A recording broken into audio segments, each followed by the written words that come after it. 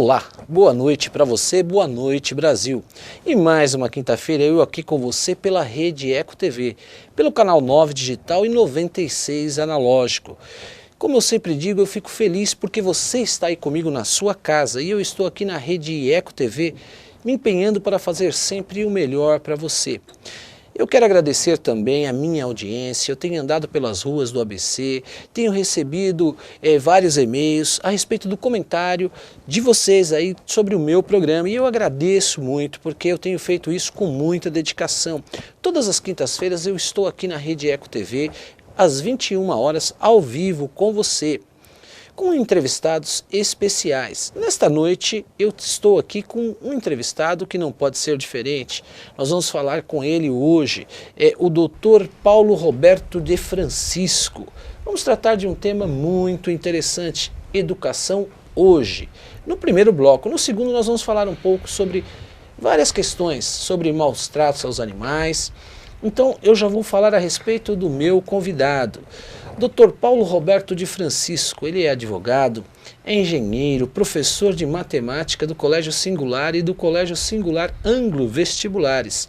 Ele é diretor de vestibulares e membro do Conselho de Direção do Sistema Educacional Singular Anglo. Ele foi secretário de Educação, Cultura e Esporte da Prefeitura de Santo André.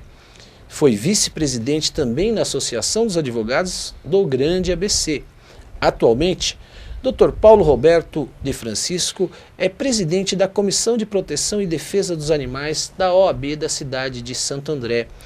No segundo bloco, vamos falar um pouco agora, eu havia dito a respeito da educação hoje, porque ele é um especialista, tem uma história, uma tradição, é um educador também. Vamos falar também no segundo bloco a respeito do trabalho que ele desenvolve nessa presidência da Ordem dos Advogados aqui da cidade de Santo André, que aliás eu quero mandar um grande abraço para o meu presidente, Dr. Fábio Picarelli, que vem desenvolvendo um grande trabalho com toda a sua diretoria. Então um grande abraço, Dr. Fábio Picarelli, também ao Dr. Roberto Gonçalves, presidente da Associação dos Advogados aqui do Grande ABC da cidade de Santo André. Boa noite. Como vai, doutor? Noite. Tudo bem?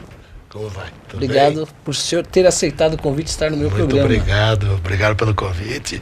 Posso fazer uma proposta inicial? Lógico, fique... Vamos dispensar as formalidades do doutor, do senhor. É verdade. Posso tratá-lo de Cristiano? Perfeitamente. Nós, professores de cursinho, nós somos sempre você. Então vamos esquecer que somos advogados e tudo mais.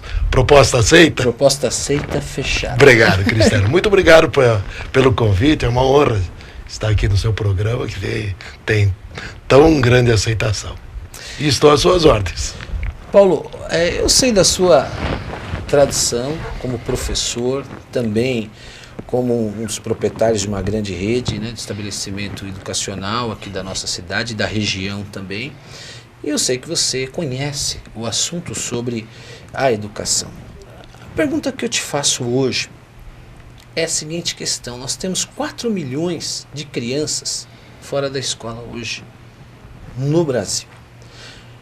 Na sua opinião, Paulo, isso não é um descaso e um desrespeito à sociedade brasileira? Sem dúvida que é, sem dúvida que é. Ouve-se muito falar, né? A educação é a base de tudo, né? Então, qualquer país que queira ter um desenvolvimento, tudo mais, tem que ter na prioridade na educação. Nós temos muitos exemplos de países, por exemplo, lá no continente asiático, que estavam numa situação muito ruim, que se reergueram fortemente, tem hoje grande projeção mundial econômica. Por quê? Porque investiram na educação. Nós aqui no Brasil temos esse problema e esse problema deveria ser encarado como prioritário pelas autoridades competentes em todas as esferas, nacional, federal, as esferas estaduais e municipais, sem dúvida alguma. E você citou uma questão interessante do continente asiático. Se você pega hoje a Tailândia, ela está numa colocação melhor no ranking educacional do que o próprio Brasil. Correto. Não é verdade? Correto. Então o que você fala é uma realidade. Existe também, Paulo, um movimento aqui que foi criado pela iniciativa privada, por empresários, grandes personalidades, que é uma entidade chamada TPE, Todos pela Educação, que você conhece. Todos pela Educação, foi feito esse grande movimento. E eles estabeleceram prioridades e inclusive metas. Uma das prioridades é que sugeriram ao nosso governo, através de várias questões, uma meta de alfabetização. Sim. Para que todas as crianças até 8 anos fossem alfabetizadas, que era uma meta de responsabilidade. Sem dúvida. Porque você sabe que em educação a prioridade é se estabelecer metas, exatamente, ser cumpridas e ter um plano, exatamente, de organização, né, com início, meio e fim. Isso faz parte da educação. Só que isso, não, apesar de todo o esforço dessa iniciativa privada, dessa dedicação, isso não ocorreu. A pergunta que eu faço para você é a respeito dessa questão. Falta no nosso Brasil recurso para a educação, ou se falta um projeto educacional de organizações, de métodos, de aplicação disso? Bom, respondendo objetivamente a sua pergunta, faltam projetos, evidentemente. Veja você, toda casa sólida, todo edifício sólido tem que ter fortes alicerces. Você passa aí pela rua, você vê um prédio de 20 andares, você tem que ver que esses 20 andares foram erigidos em cima de fortes alicerces, senão não adianta nada você construir lá para cima. Então, a alfabetização, principalmente da alfabetização e a educação, principalmente das camadas etárias mais jovens, é fundamental. Veja você, até recentemente a atual política do governo federal. O governo federal, ao invés de investir fortemente no ensino, na educação infantil e no ensino fundamental, Fundamental 1, que nós chamamos, muito preocupado com a universidade, com o estabelecimento de programas, são louváveis, programas do tipo do ProUni, o acesso ao pessoal, mas muitas vezes é um pessoal já que vem com despreparo. Então chega à faculdade, por isso que tanto se discute muitas vezes ao baixo nível de faculdades, porque as faculdades até gostariam de ter um nível melhor, mas o aluno que elas aceitam não acompanha. Agora, evidentemente, esse projeto aparece muito mais, você colocar alunos em faculdades, aparece muito mais do que você alfabetizar uma criança, que não vai aparecer tanto. Então, na verdade, o Brasil precisa de um projeto sério de educação, pensando em investimento a médio e longo prazo, e não a curto prazo, para ter dividendos e tudo mais. Eu sei que nós vamos hoje aqui acabar falando de qualidade de educação, né? Eu tenho a impressão, pessoal, que vários governos brigam para ter números. Não olha a qualidade, números, para mostrar. Nós fizemos, colocamos tanto na faculdade, nós criamos tantos não sei o que, tal, não sei o que. Mas você vai ver que tipo de estudante, de profissional, que base ele tem, muito, muito fraca. Fraco e... Agora, se você tiver pessoas que vêm já com uma base boa, a coisa é totalmente diferente. Muito bom. Eu quero a sua participação no 2379-4733. Eu estou batendo papo hoje aqui a respeito de educação hoje, como anda a nossa educação. Eu estou com o Paulo Roberto de Francisco, doutor Paulo Roberto de Francisco, mas é o Paulo Roberto Francisco. Ele é advogado, ele é engenheiro. E ele não quer falar que seja falando doutor, na verdade, mas e já tem várias participações aqui que nós já vamos fazer um comentário a respeito das participações. Okay. E vamos lá. Paulo, dentro dessa questão hoje, está sendo discutido no Congresso Nacional o aumento dos gastos, dos gastos públicos na educação. E estão querendo a respeito do PIB hoje, que hoje o PIB nosso gira em 5%. 5%, né? E estão querendo chegar a 7% a 10%. Dentro dessa questão, você acha que vai resolver o problema nosso da educação? Bom, altamente louvável, sem dúvida. Só que tendo mais recursos, precisa saber aplicar o recurso. Então, não adianta aplicar o recurso de forma equivocada. Nós temos que aplicar o recurso dando condições, pagando melhor os professores, capacitando os professores e tudo mais. Nós vivemos aqui numa metrópole, mas você não precisa ir muito distante, nem em estados mais pobres, que você sabe que os professores não têm sequer formação para serem professores, estão lá porque não tem outro para dar aula. Sim. Esses professores precisam ser capacitados, eles precisam ser remunerados, remunerados dignamente. E isso realmente aí faria com que a profissão de professor fosse disputada, existisse vontade de ser professor, e isso porque não existe, o que você diz, não existe um estímulo hoje no nosso país para a profissão de ser um professor. Então a desvalorização ela é tão grande que é o que você diz, não existe o quê? Um investimento no profissional. Salvo exceções, o professor tem que acabar dando muitas aulas. Salvo exceções em alguns lugares que pagam melhor, mas o professor tem que acabar dando muitas aulas para ele ter um padrão. Consequentemente, se ele tem que dar muitas aulas em várias escolas, a preparação da aula dele fica sacrificada. Completamente. Ele vai lá e fisicamente ele dá aula de corpo presente, mas ele poderia dar uma aula com maior qualidade e tudo mais, se ele tivesse uma melhor remuneração. E essa deteriorização do estudo, desse aprendizado, porque no passado, eu estudei numa escola pública no passado, também. Você com certeza estudou numa escola pública. Existia o quê? Uma qualidade melhor. Você acha que isso era pela um número menor, tá entendendo? Da população brasileira, em termos até o que é isso? Ou existia mais investimento? E hoje existiu essa deteriorização. O Brasil teve uma explosão demográfica, mas evidentemente os governos são os grandes culpados. Existe uma descontinuidade administrativa na educação. Existe uma descontinuidade administrativa na falta de política mesmo, né? E muitas vezes usa-se a educação com finalidades eleitorais, o que não tem nada a ver. Não existe essa questão na minha época, na sua também, né? Era primário, né? Depois era o ginásio e o colégio. Tinha exame de admissão lá, que você brigava para estudar numa escola pública, né? Exatamente, você tinha que ir lá, aguardar.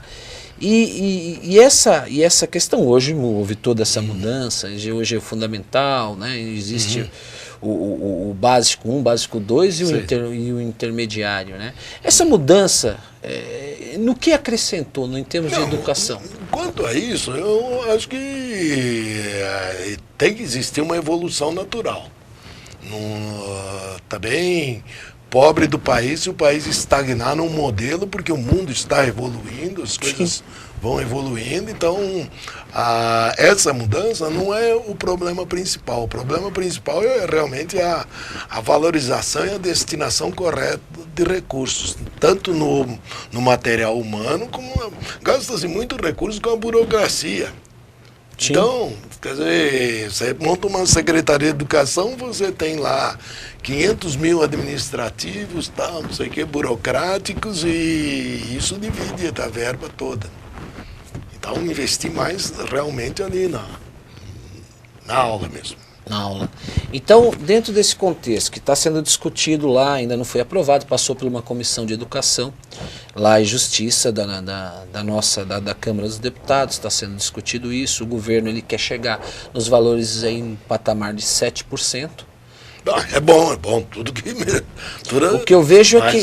Mas o que eu vejo é que então não falta dinheiro, a questão é método. Método, sem dúvida, método. E aí, volto a repetir, já não quero ser repetitivo, mas não é apenas a questão federal, também nos estados e nos municípios. Muitos municípios também trabalham de forma equivocada, tal, assim como alguns municípios trabalham bem. Mas começa lá pela parte federal, né? Se nós pegarmos países como a Alemanha, gira em torno de 4% o PIB de investimento. O Japão está em torno de 4, e o que você fala é exatamente isso. É a falta de investimento Sim. num projeto educacional. Porque são países desenvolvidos, certo? E existe um valor que é bem distribuído e trabalhado, não é? Na sua grande fundamentação, que é a educação. Sem dúvida. Ô, Paulo, a escola, vamos falar um pouco agora dessa questão hoje da escola, a escola particular. A escola particular, ela não é uma ilha, e ela recebe muitos alunos vindo das escolas públicas, em razão da melhoria da economia do Brasil. Sem dúvida. As chamadas evolução de classes. Sem dúvida.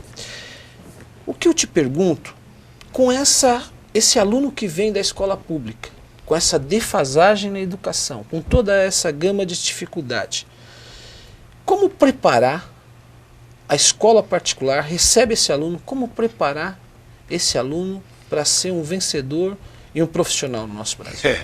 Fala um pouco a respeito disso. É o artesanato de ser educador. Realmente a escola tem esse problema nos vários níveis, e cada escola tem que arrumar um jeito de tentar adequar esse pessoal. Eu gostaria até de dizer para você, por exemplo, como professor de cursinho, né? No cursinho, muitas vezes a gente recebe, aliás, a maior parte dos alunos a gente recebe, são alunos que optaram por ensinos mais fracos. Às vezes optaram por opção mesmo, e às vezes por falta de recurso econômico. Mas até com essa questão de não reprovar, de vai passando, nós professores de cursinho que temos que preparar para o vestibular em um ano, ensinar tudo, a gente chega lá muitas vezes e um professor de física está desenvolvendo um problema de física, a coisa engasga numa equação de segundo grau. Ou não é? Por quê? Porque o aluno não tem a base. Aí toca tentar dar um jeito, mas aí cada escola desenvolve. Por exemplo, lá no Singular são desenvolvidas aulas de apoio, de assuntos básicos, disso, daquilo, mas aí cada um vai fazer. E mesmo assim se encontra muita dificuldade, né? Hoje nós temos muita dificuldade. E nós encontramos hoje pessoas aí que já completaram todas as fases de estudo e até para ingressar numa faculdade, que essa é a grande dificuldade. Você que é um professor de cursinho e sabe disso, né? Principalmente na matemática, né? Você tem que aprender a desenvolver um raciocínio um raciocínio lógico, isso desde pequeno. Né? Porque se você não trabalhar com esse raciocínio, desenvolvimento de raciocínio lógico, isso vai faltar lá na frente, né? Mas sabe, Cristiano, você talvez seja uma surpresa para você. Concordo para você, matemática é a minha matéria. Sabe onde existe uma extrema dificuldade hoje? Na língua portuguesa, porque os vestibulares estão privilegiando a intelecção de textos. Não apenas a matéria portuguesa, mas até questões de química, de física, tal, relatam uma situação e o aluno, lendo aquela situação, ele vai extrair os dados e entender o que está se pedindo. Esse pessoal vem totalmente desacostumado, sem base nenhuma de leitura. E até isso, os meios eletrônicos aí também contribuem muito para isso. Passou de 3 linhas, tem o problema, o exercício tem mais de 3 linhas, já isso é considerado difícil. Então, e os vestibulares, se você pegar os vestibulares hoje, são questões grandes, são textos, proposituras grandes, que visam exatamente ver a capacidade de intelecção e de organização de ideias do aluno. E até essa interpretação, nós temos o chamado analfabeto funcional. O analfabeto funcional. Recentemente aí fizeram aí uma pesquisa que disseram que 30% dos nossos universitários são analfabetos. Não conseguem interpretar um texto, não conseguem interpretar um texto. E aí eu imagino exatamente a interpretação de um problema de matemática, ou seja, o que for. Ele tem que saber interpretar e fazer um raciocínio. Eu vou te contar uma historinha aqui. Lógico que eu vou contar o milagre, mas não posso contar o santo. Lógico. Um amigo, professor de uma faculdade de tecnologia, que dava uma matéria, nome técnico, mas vamos dizer que é uma matéria de física, ligada à área de física. E acontecia com ele exatamente isso. Chegava lá, dava tal, a teoria, tudo bem, todo mundo entendia. Na hora de fazer aplicação, exercício, já parava tudo, porque os alunos não conseguiam aplicar. Então o que ele decidiu? Bom, para não emperrar a coisa, eu só vou dar teoria. E só vou pedir teoria lá. E a faculdade também não cobrou o professor, e ele ainda contava para os outros, né? E passava de ano e tudo bem. Você imagina despejar um profissional desse, que já é faculdade, né? Sim. O cara vai para o mercado de trabalho, o cara não tem prática nenhuma. Mas por quê? Por uma comodidade do professor também mal remunerado, não estimulado. Né? Sim. Então, o que acontece? Para a comodidade dele, ele fazia esse tipo de coisa. E ainda contava. Meu Deus. Você que é professor de matemática, nós pegamos uma fase do estudo da tabuada, de fazer o raciocínio, desenvolver a mente com o raciocínio. Não existia a calculadora, não existia a conta pronta. Né? Você tinha que desenvolver isso. Sim. Até, como se diz, num papel de pão, né, que você colocava para fazer aqueles cálculos, e isso desenvolvia. Sim. Depois nós estamos na fase da evolução. Na sua opinião, a introdução da calculadora, que é a sua área, até quanto ela prejudica o aluno para o desenvolvimento da matemática? Certo. Porque hoje toda criança, primeiro ela já quer pegar uma calculadora e fazer conta pela calculadora. E isso não se faz nenhum desenvolvimento mental, isso. Na sua opinião, como professor de matemática, relacionada a uma área de exatas mesmo. Sim. A calculadora, porque hoje ela está cada vez mais introduzida nas crianças, cada vez, né? Olha, calculadora. Até quanto isso é bom e atrapalha? Ou existe uma idade específica para isso? Existe uma idade específica. Eu acho que até um certo momento da vida estudantil, o aluno tem que ser obrigado a raciocinar, a pensar, tudo mais. A calculadora, assim como várias outras coisas que hoje nós temos, com essa evolução tecnológica, a calculadora, ela vem ajudar. Mas se você se valer logo de cara de todos esses recursos, você não desenvolve o seu raciocínio. E de raciocínio que exatamente a empregabilidade necessita de profissionais que saibam raciocinar, saibam interpretar as coisas, saibam desenvolver as coisas. Perfeito. Paulo, o Enem é uma boa forma de avaliação? Vamos lembrar para que foi criado o Enem.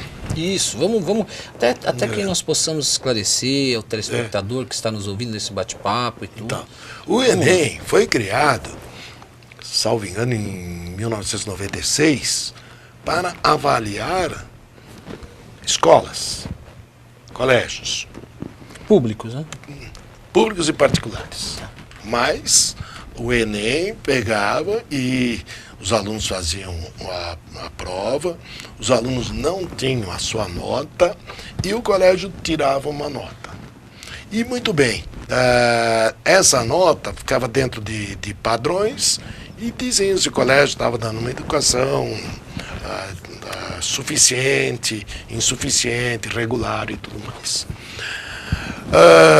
Historicamente, o Enem andou nesse caminho sem se propor a avaliar pessoas, muito menos de colocar pessoas em faculdades. A partir de um certo momento, recomendou-se que faculdades poderiam usar o Enem como uma forma de um bônus. Nós aqui em São Paulo tivemos aí durante muito tempo os principais vestibulares, onde o Enem seria um bônus, um estímulo para o aluno ir bem. Se a nota no Enem, feita uma formulinha lá, ajudasse, tudo bem. Se não ajudasse, não tem problema.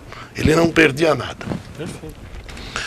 Só que tanto criticavam vestibular aqui, vestibular dali, e foram transformando o Enem num vestibular. E hoje, tanto se criticou, foram criticados os vestibulares e transformaram o Enem no maior vestibular do Brasil. O maior vestibular do Brasil, não sei se do mundo até, viu?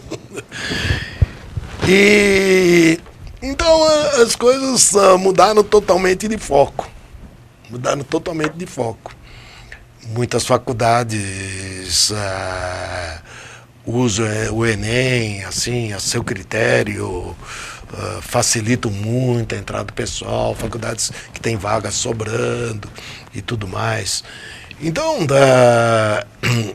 eu não acho, embora professor de cursinho, eu não acho que uma avaliação de um dia, uma avaliação de 2 dias, meça a capacidade do aluno. Até porque nesse 1 dia, 2 dias, o aluno pode não estar no melhor de seus dias, pega dengue. Já pensou? Você pegou dengue e vai fazer vestibular? Você ficou o ano todo estudando, pegou dengue e vai fazer vestibular? Fica difícil. Fica difícil. Veja você o modelo do Enem hoje. São 2 provas sucessivas, no sábado e no domingo, uma com 4 horas e meia de duração, outra com 5 horas e meia de duração. Ficar sentado, produzindo, fazendo prova durante 5 horas e meia é muito difícil para qualquer um. Agora, você pega o coitadinho do aluno lá que é egresso da escola pública, que nunca fez uma prova de mais de 1 hora, 1 hora e meia na sua escola. Põe ele para fazer uma prova de 5 horas. Se é complicado até para aqueles que fazem cursinho, fazem muito bem, fazem bons colégios, imagine para esse pessoal. Então, nós não estamos realmente avaliando corretamente através do Enem. Não é eu não concordo com a forma de seleção de candidatos. Será que o Enem não é um projeto educacional para o futuro, como você falou, de um vestibular para depois se selecionar para o ingresso numa faculdade pública? Olha, eu acho que o ideal seria fazer o que se chama de avaliação seriada. Como é a avaliação seriada? A partir do 1º ano do ensino médio, o aluno começa a fazer provas.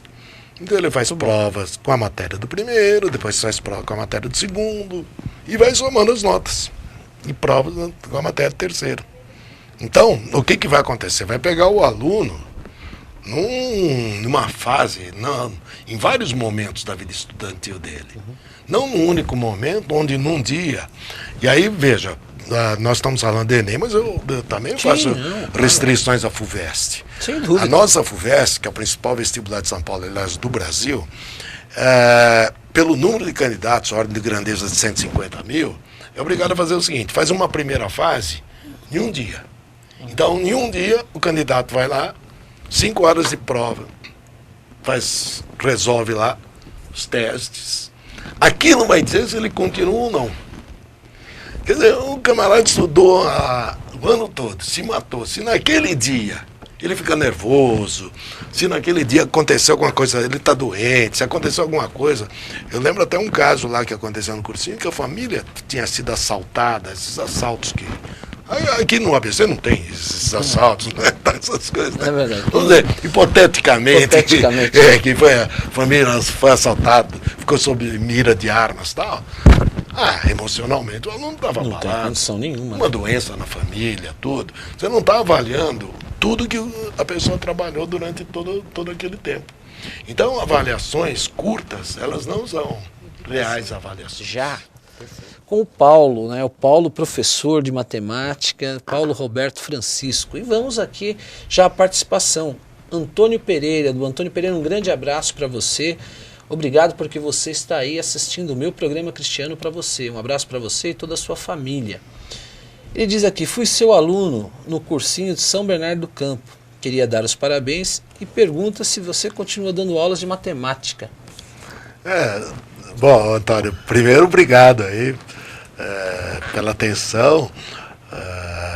Eu ainda continuo professor de matemática, já meio aposentado, já não com todo aquele vapor lá. Hoje eu tenho muitas funções administrativas, sou diretor de vestibulares do cursinho, mas sempre que me deixam lá eu dou umas aulinhas de matemática, sim. Um abraço para você, Antônio. Paulo, vamos aqui, a participação do Francisco. Francisco, um grande abraço para você, obrigado também por você estar aí comigo. O que se espera, ele pergunta, o que se espera de um país que o ex-presidente da República disse que não é preciso estudar para ser alguém? Qual a sua opinião? Bom, essa é uma opinião dele. Eu acho que essa é a opinião dele. Acho que é fora de discussão de que o sucesso de um país depende da educação do seu povo, da formação do seu povo. Nós aqui até no começo citamos alguns países, e todos os países evoluídos são aqueles que investem em educação. Se eventualmente uma ou outra pessoa se dá bem na vida porque não estudou, é exceção. Desculpa, mas eu discordo do nosso caro ex-presidente. Paulo, hoje nós temos a velocidade da informação, da internet. Hoje nós temos a informação pronta, instantânea. Nada você desenvolve um raciocínio. E você sabe, você é um professor de matemática, um educador, sabe da importância de desenvolver um raciocínio. Principalmente na fase que está se recebendo essa educação como aluno. O que eu te pergunto, como enfrentar, como professor, esta evolução da internet hoje? Por que eu faço, para completar ainda a respeito da questão? Hoje você está dando aula na sala de aula e o aluno, ele não está nem aí para você. E ele ainda fala com outro colega dele. Só aí depois a gente dá um Google em casa e ele vai ficar sabendo de tudo isso. Certo, certo. Como chegar e despertar isso e enfrentar hoje a internet? Bom, em primeiro lugar, em minha opinião, a aula é o principal momento da educação, aquele momento máximo da educação. Então, a aula é um momento fundamental. A aula, ela não está lá para simplesmente transmitir, despejar informações.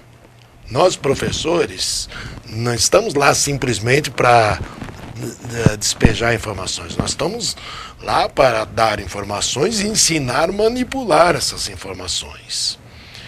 Eu, por exemplo, chego para você e falo: quer aprender a jogar vôlei, Cristiano? Eu vou dar uma aula de vôlei para você. Se você tiver paciência de me ouvir, vou ficar aqui 3 horas explicando como se joga vôlei.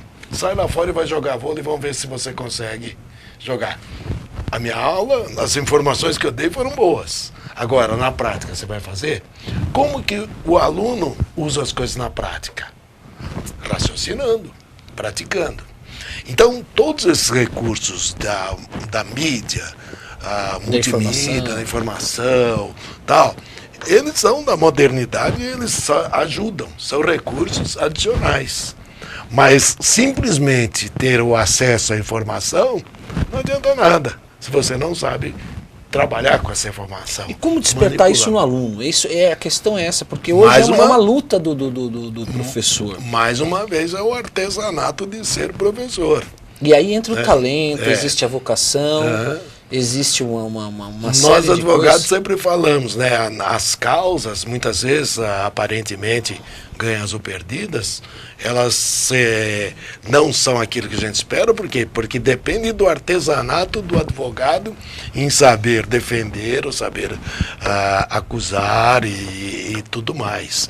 Então, a mesma coisa, o professor, ele tem que trabalhar, ele tem que ter tempo para preparar sua aula, ele tem que motivar os alunos, ele tem que envolver os alunos. Na verdade, o grande papel do professor é trazer o aluno, cativar o aluno, deixar o aluno apaixonado por sua matéria. E esse envolvimento vai fazer com que naturalmente o aluno desenvolva as coisas, trabalhe, faça exercícios, raciocínio, discuta. Em casa, tudo bem, pode pegar lá o Google, pode pegar todas as informações que são importantes. Hoje lá no Singular, por exemplo, até comentei quando estava aqui voltando, nós temos uma TV lá no Singular. A TV não substitui aula alguma, mas ela complementa informações. Então os professores temos lá, por exemplo, por dentro da história. Então, o professor em sala dá uma série de informações e simplesmente ele mostra a história, a evolução da história, que não é factual. Ela tem uma coisa, gera outra, gera outra, gera outra. Mas não dá tempo dele dar todos os dados. Joga-se pela TV. O aluno tem essa informação adicional. Mas de nada adianta ele ter a TV se ele não entendeu o mecanismo da coisa, o contexto. O fato histórico, por exemplo, não acontece por um milagre. Ele acontece porque fatores anteriores geraram. E esse mecanismo leva o raciocínio, inclusive em matérias que a gente falava que eram decorativas. Decorativas, coisa nenhuma. Elas têm todo um nexo. Tem um nexo, e o aluno tem que entender isso. Uma finalidade, mas é aquilo que você dizia, são métodos de ensino que você hoje, nós passamos no Brasil por vários métodos educacionais. Né? E aí chega em determinado momento que você, é aquilo que eu disse, você hoje vem de uma escola pública completamente deficitária, voltamos a dizer exatamente isso, passa por um determinado método. E você hoje tem uma evolução dentro da sociedade e se encontra diante de um outro método, não é? Exatamente. Exatamente. Paulo, a escola particular hoje, a escola particular pelo ensino, o que você acha hoje do ensino virtual? Você acha que pode existir no futuro, hoje? Um ensino virtual, uma escola que, digamos assim, é um projeto do ensino virtual. Completamente virtual. Completamente. Eu diria até como, eu acho que nós estamos caminhando para isso, com monitoramento dentro de uma escola, porque aí você teria alunos em casa, em segurança, através de acompanhados por um monitoramento de uma escola sede. Você acha isso possível no futuro? Cristiano, mais uma vez depende da faixa etária do aluno. Eu acho que para uma criança até um certo momento da vida é inviável. A partir aí as coisas vão evoluindo. Hoje nós temos aí o ensino à distância no nosso nível superior. Nós temos várias faculdades. E muitas vezes a gente ouve falar, ensino à distância é fraco. Não, a Universidade, a Unesp tem, a USP tem, a São Carlos tem alguns pequenos cursos e são puxados. Só que o que exige? Uma força de vontade do aluno em casa muito grande. Uma disciplina muito grande, que nós brasileiros nem sempre temos essa disciplina. Então eu acho que, por exemplo, num país oriental, onde a gente vê que os povos orientais eles são muito mais organizadinhos, muito mais disciplinados, tal, não sei o quê, a chance de dar certo isso é muito maior do que aqui no Brasil. Não é que não vá dar certo aqui no Brasil, mas antes de mais nada, realmente não é brincadeira. Você ficar sozinho, estudando, todo dia, né?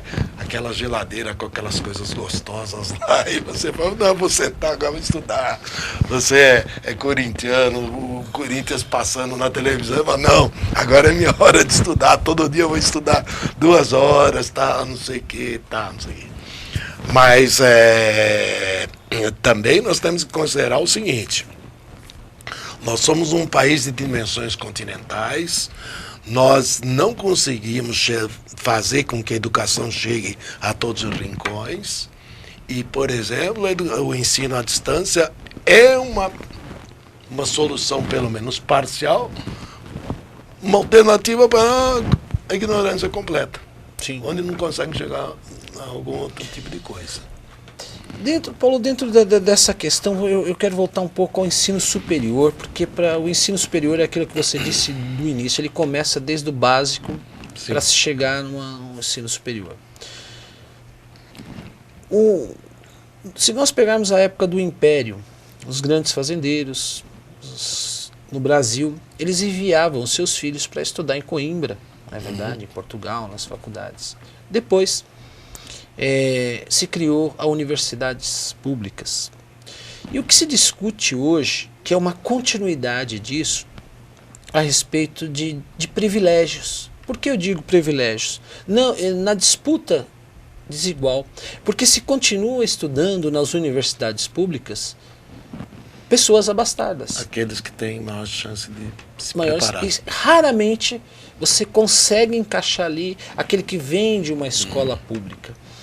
Mesmo com todas as políticas positivas para o aluno da escola pública, política de cotas, lógico que melhorou um pouquinho, mas você tem completa razão. O que você acha, na sua opinião, como professor, o que você acha de realmente a universidade pública ser ingressada num projeto educacional de quem realmente necessita, mas com condições? E aquele que tem possibilidade de pagar essa faculdade. Veja, Cristiano, eu vou voltar ao que eu falei há pouco. Nós precisaríamos, em termos de Brasil, ter um projeto de médio e longo prazo, investir fortemente lá embaixo, na base, trazer alunos bem preparados desde a base, aí nós não teríamos esse problema. A partir do momento em que o aluno da escola pública estiver bem preparado, mas aí depende de projeto educacional do governo, de política educacional, acaba esse problema. Porque quando nós estudamos, por exemplo, muitas escolas particulares eram do tipo pagou, passou, né? A escola particular era até tida, com raras exceções, mas era tida, o forte era a escola pública, né? A escola particular, ela pode até deixar de existir se o governo, porque a gente sabe que 80 e poucos por cento dos alunos que ingressam em universidades como a USP são ingressos de escolas particulares, de ensino médio particular, ou que fizeram cursinhos fortes. Sem dúvida. Existem muitos cursinhos, mas existem alguns que são mais fortes, mais caros também. Agora, se existir essa política de médio e longo prazo, automaticamente vem vindo aluno preparado e não vai ter esse tipo de problema. Não adianta nada a gente mexer no telhado da casa e não olhar que a base está solapada. Concordo. Vamos mudar um pouquinho de assunto. Vamos falar um pouco agora, nós falamos um pouco de educação, né? Vamos falar um pouco da comissão que você preside. Vamos virar advogados agora. Agora vamos virar advogados. Tá bom. Não... Você é presidente da Comissão de Proteção e Defesa dos Animais da OAB da cidade de Santo André, não é verdade? E fala um pouco dessa comissão, você que preside. Bom, a Ordem dos Advogados, aqui de Santo André, ela tem muitas comissões. Aliás, também o meu abraço ao nosso presidente, o Dr. Fábio Picarelli, e meus cumprimentos a ele pela forma dinâmica, como ele está trabalhando nessa gestão.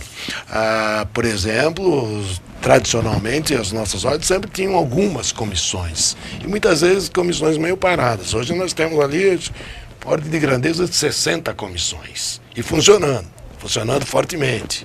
Muita gente jovem, muita gente com vontade de trabalhar, muitas realizações. Muito bem, dentre dessas 60 comissões, um assunto é esse assunto da questão de defesa e proteção dos animais. Nessa defesa e proteção dos animais, a gente enquadra abandono e maus tratos. Talvez o espectador vai falar, mas vocês advogados, por que vocês mexem nisso mesmo? Tanto na parte de legislação como nosso papel perante a sociedade, porque nós advogados temos um papel muito importante perante a sociedade. Nós temos uma responsabilidade social. Mas existem leis. Por exemplo, nós temos aqui no estado de São Paulo uma lei, ela é mais ou menos recente, é da época que o José Serra era governador. Eu estou lembrado, 2000, a segunda parte, acho que dos anos 2000, né? Onde acabaram com aquela história da carrocinha, do cachorro que a carrocinha pegou, lembra aquela história? Esse cachorro, se não forem buscar em tantos dias, vai virar sabão, né?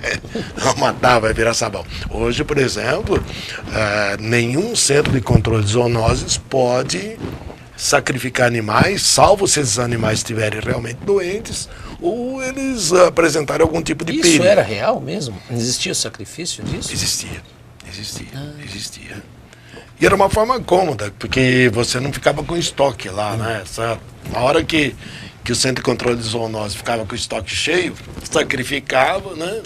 Como se fosse um campo de concentração e tudo bem. E hoje isso é proibido. Bom, resultado da história.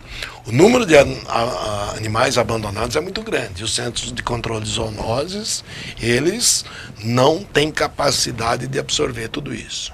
A mesma lei diz que compete aos municípios estabelecer legislações municipais para tratar do problema. Então nós somos o município de Santo André. Nós precisamos então, como advogados, olhar o que Santo André tem e propor soluções para isso. Que solução nós vamos propor para o município? Vamos propor para a Câmara de Vereadores, vamos propor para o Executivo e tudo mais. Aí entra o nosso papel como advogados. Outra coisa que nosso papel ainda como advogados, maus tratos animais está no Código Penal. Muito bem. Muitas vezes a pessoa vê alguém maltratando animal, fala, vou lá na delegacia denunciar fulano e tal. Chega lá, o delegado, não vou falar que são todos, lógico que não, né? Mas também não são raros esses casos. O delegado fala, dá uma olhada ali, a sala de espera, quanta gente tem que foi assaltado, que foi isso, foi aquilo. Você acha que eu vou perder meu tempo fazendo um boletim de ocorrência para um negócio desse? E deveria fazer, porque se está no Código Penal, deveria fazer. Então, nós temos como meta, por exemplo, dar um resguardo, dar um acompanhamento a esse tipo de pessoa. Tal. E a OAB, nesse caso, através dessa comissão, ela vai dar um amparo acompanhando essa pessoa? São propostas, são nossas propostas de dar um amparo, são propostas de estabelecer políticas municipais, de esclarecer pessoas a respeito de legislação. Por exemplo, animais silvestres. Existe muita gente que cria animais silvestres e a legislação de animais silvestres é do IBAMA. É verdade. E o pessoal desconhece a legislação do IBAMA, muitas vezes o IBAMA gera problemas, tal. Nós temos até um colega advogado que pertence à Associação de Criadores de Curiose, agora eu não lembro, bicudos, qualquer coisa assim, tal. Esse pessoal todo tem contato direto com o IBAMA e muitas vezes o IBAMA não é justo com eles. Mas ninguém conhece a legislação, nem nós, advogados, acho que conhecemos. Sim. Então, por exemplo, nós vamos ter agora, no dia 14 de setembro, lá na nossa sede da Ordem, uma palestra com o pessoal do IBAMA. Inclusive, vem uma procuradora federal. Quando vai ser, sabe? Dia 14 de setembro, às 9 horas da manhã. Serão duas palestras, na verdade. Uma com a parte legal de legislação, com uma procuradora federal, funcionária do IBAMA, e outra com um biólogo. E aí, dentro da comissão, participação, nós fizemos uma parceria com o Centro de Controle de Zoonoses da Prefeitura, participação em feiras de adoção, fazer uma série de coisas nesse sentido. Paulo, o que eu te pergunto é o seguinte, a castração comunitária poderia diminuir, seria uma solução? A castração é necessária, né? Porque não dá para administrar tantos animais abandonados. E esses animais, eles hoje, para se ter uma ideia, são em torno de 3 mil por mês de abandono de animais no Grande ABC. É complicado, isso é complicado. Fica complicado para as prefeituras trabalharem com tudo isso. E a castração seria um processo muito bem-vindo. Eu sou favorável. Na reforma do Código Penal, está lá colocando como crime uma pena maior a respeito de maus tratos aos animais. Hoje vai chegar até 4 anos essa pena contra pessoas que cometem esse crime de maus tratos aos animais. Já existe, através do artigo 32 da Lei 9.605, que é essa de 98, só que a pena ela é bem reduzida. Ela é tratado aí como apenas um crime de detenção. Certo.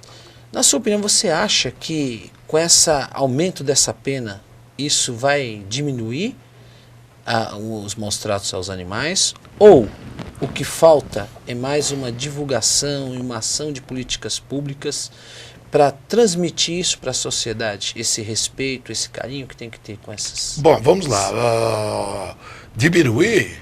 Vai. Porque vai ser um pouquinho mais temido. Eu particularmente, acho que não devia ser 4, devia ser 10. Né? Como protetor de animais, tal, não sei o que. Acho que, mas tudo bem. Que vai diminuir, vai, porque o pessoal vai ter medo, a pessoa perde a primariedade e tudo mais. Agora, as políticas públicas são necessárias. Hoje nós vemos a sociedade muito mais preocupada com esse tema.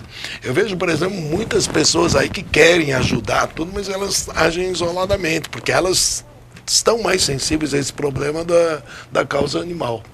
Então, são políticas necessárias, sim. Paulo, nós estamos chegando já ao final do programa. Passou muito rápido, um bate-papo gostoso. Sem dúvida. E eu quero as suas considerações finais. Muito obrigado pelo convite, Cristiano.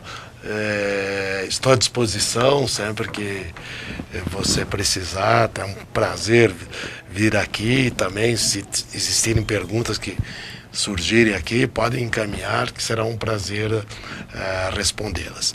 Gostaria de, inclusive aqueles que são adeptos aí da causa de defesa dos animais, que quiserem participar das nossas ações, nós somos advogados, evidentemente, tem que ser um advogado de Santo André, mas nós temos a categoria colaboradores, que temos vários colaboradores com outras profissões e tudo mais. E podem nos procurar na Ordem dos Advogados, olhem o nosso site e tudo mais. E quanto mais pessoas engajadas nisso, mais probabilidade de diminuição do problema nós teremos. Obrigado aos espectadores pela paciência. E quando vai ser o evento da comissão? Que vai ter o evento agora? Da palestra do IBAMA é dia 14 de setembro. 14 de setembro, desculpa, 14 de agosto, é uma terça-feira. Agora, 14 de agosto.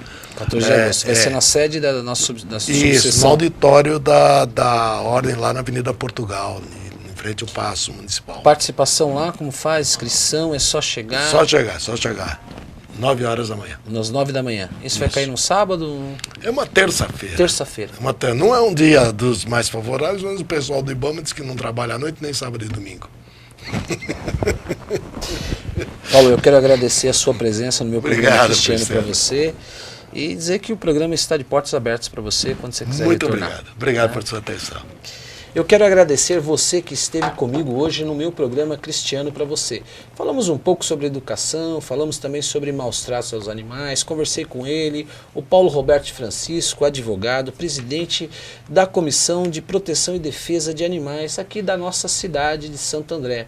Então um grande abraço, você que esteve comigo mais uma vez, e te espero na próxima quinta-feira no mesmo horário às 21 horas. Um grande abraço. Beleza.